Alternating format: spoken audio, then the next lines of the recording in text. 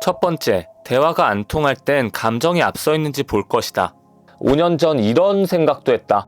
여자랑 할 말이 없는데 아는 형님 같은 예능 채널 보고 말빨을 늘려봐야겠다.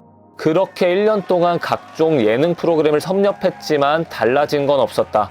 얼마 안가 깨달았다. 그동안 맥락을 아예 잘못 짚었다는 걸. 말빨이 아닌 어떡하지? 여자가 이렇게 생각하면 안 되는데? 라는 식의 불안감이 가장 강력한 방해 요소라는 걸.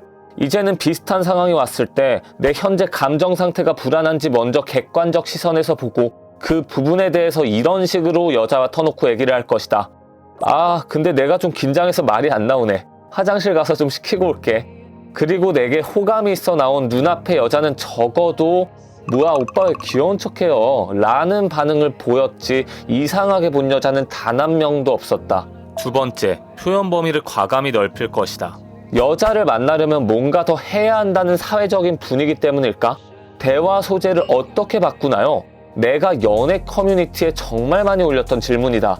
그리고 얼마 안가 무의미한 질문이었다는 걸 쉽게 알 수 있었다. 생각해보자. 우리가 친한 친구랑 대화를 할 때 대화 소재를 어떻게 바꿔야 하는지 고민 자체를 안 한다. 우리는 이미 대화 소재를 바꾸는 방식과 감각을 모두 알고 있거든. 예를 들어 졸업 후 진로에 대한 이야기를 하며 어느 정도 대화를 주고받는다면 적당한 타이밍에 야 근데 요새 재밌는 영화 없냐? 라고 말한다고 해서 친구가 이상하게 생각하지 않는다. 진짜 문제는 내가 내 앞의 여자를 마냥 시어머니 눈치 보고 있는 새색시로 생각하고 있다는 걸 직시하고는 소재에 대한 생각을 놓고 일단 빠르게 말부터 놓기 시작했다. 무례함이 걱정되면 민지야 요새 재밌는 영화 없냐? 아유 죄송해요. 귀빈에게 저도 모르게 반말을 이런 식으로 뒤에 수습하는 말을 넣어보자. 장담컨대 웃으며 말 편하게 해도 좋다 그러지 뭐라 하면 그 여자가 이상한 것이다. 세 번째, 제발 맞춤법 잘 지키고 특히 이 두 가지를 조심하자. 5년 전에 나에게 강력하게 하는 말이지만 주변에 생각보다 맞춤법을 놓치는 분들이 은근 많은 것 같다. 나는 이 두 가지를 자주 헷갈렸다. 어떻게와 어떻게를 멋대로 섞어 썼다.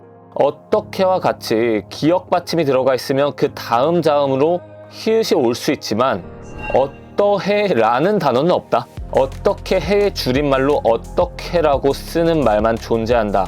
이거랑 저거 중에 이게 낫다라고 하는 건 낫다 혹은 이게 더 나아 라고 쓰는 게 맞는 말이다. 그동안 낫다라는 말을 썼다면 확실히 짚고 넘어가야 한다. 이외에도 무궁무진한데 요새 맞춤법 실수하는 여자를 보면 아, 얜 몇 번만 공부하면 알 수 있는 맞춤법도 모르나? 라는 생각이 들고 한순간에 무식하다는 프레임이 씌워지는데 여자 입장에서도 비슷한 생각일 것이다. 몇 분 걸리지도 않는 맞춤법 공부하고 연락하니 툭 끊기는 카톡이 급속도로 적어졌다고 강조하며 가장 중요한 다음 포인트를 짚어볼 것이다. 네 번째, 여자 만나는 것은 운이 맞다. 그래서 이렇게 해야 한다. 너희 이제 대학교 들어가면 미팅도 많이 들어오고 소개팅도 많이 들어올 거야. 6년 전 2018년 2월 말쯤 열심히 공부해서 입학한 대학교 동기 톡방에 카톡 하나가 올라왔다. 이화여대 땡땡과 미팅하실 남자분 3명 겐톡 주세요. 아, 드디어 미팅이라는 걸 해보는구나. 보자마자 참여하고 싶다고 톡 보냈고 미팅 주선이 되자마자 기본 프로필이었지만 매일매일 이 여자는 어떨까 푸사창을 클릭해보며 설레는 미팅 날만을 기다렸다. 안녕하세요. 저는 21살 민영이라고 합니다. 오늘 재밌게 놀아요. 우렁찬 자기소개에 많은 환호를 받고 시작된 미팅은 내가 생각한 대로 전혀 흘러가지 않았다. 대체 무슨 말을 해야 할지 이날따라 뇌가 아예 고장났다. 여자 셋과 남자 둘의 웃음소리 그리고 그 분위기에 탑승하고 싶어 술잔이 차는 대로 들이켰지만 그럴수록 나의 뇌는 더 고장날 뿐이었다. 민영아, 우리 둘은 여기로 갈게. 조심히 들어가. 비도 오는데 버스 정류장까지 데려다 드릴까요? 아, 괜찮아요. 모두가 나랑 빨리 떨어지고 싶어 한다는 느낌을 확 받으니 세상이 너무 원망스러웠다. 아, 야발, 난 왜 더럽게 운이 없어? 3달이 더 지났다. 중앙대 다니는 친구가 축제 기간 중 1,2로프라는 걸 한다고 하길래 그 친구를 데리고 오픈 시간부터 입장했다. 축제라는 분위기가 있어서였을까? 이날만큼은 뭔가 용기가 났다. 혹시 저희 술 한잔 같이 해요. 친구도 잘생기지 않았지만 공부 진짜 잘해요. 그렇게 처음으로 여자들이랑 합석이라는 걸 해보았다. 대화는 여전히 중간중간 끊겨서 무의식적으로 손이 술잔에 닿을 때 이날은 그래도 술은 절대 마시지 말자고 내 손을 다그쳤다. 그래도 뭐라도 적극적으로 물어보는 게 나아.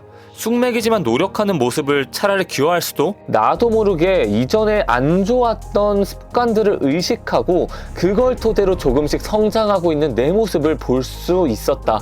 그리고 한 가지 중요한 가치관을 가지게 되었다. 그래, 난 더럽게 운 없는 게 맞아. 내가 그동안 내 운을 찾으려고 움직이지 않았으니까. 수많은 정자들 중에 1등에서 태어난 것도 운이다. 세상 모든 건 운일 수 있다. 그러니까 나는 이제 나의 운을 넓히는 방향으로 내가 삶을 개척할 것이다. 그동안 굉장히 열심히 노력했다고 생각해왔지만 그 방향이 잘못됐다는 걸 깨달았다. 친구들, 부모님, 사회가 하라는 로드맵대로 했지 내 생각에 힘입어 내 운을 내 스스로 넓힌 것은 아니었으니까. 내가 왜 다른 사람의 운을 찾아줘야 하는가? 지금도 난 무언가 잘 안 되어 답답할 때 이날의 깨달음을 되새기곤 한다.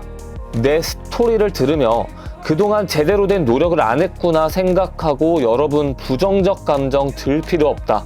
이 영상이 여러분의 알고리즘에 떴다는 것은 필연이니까. 여러분의 그동안의 의지가 답답해하는 당신을 위해 가져온 운이다. 그렇게 조금씩 운을 넓혀보는 것이다. 고정 댓글 한번 확인해주세요. 감사합니다.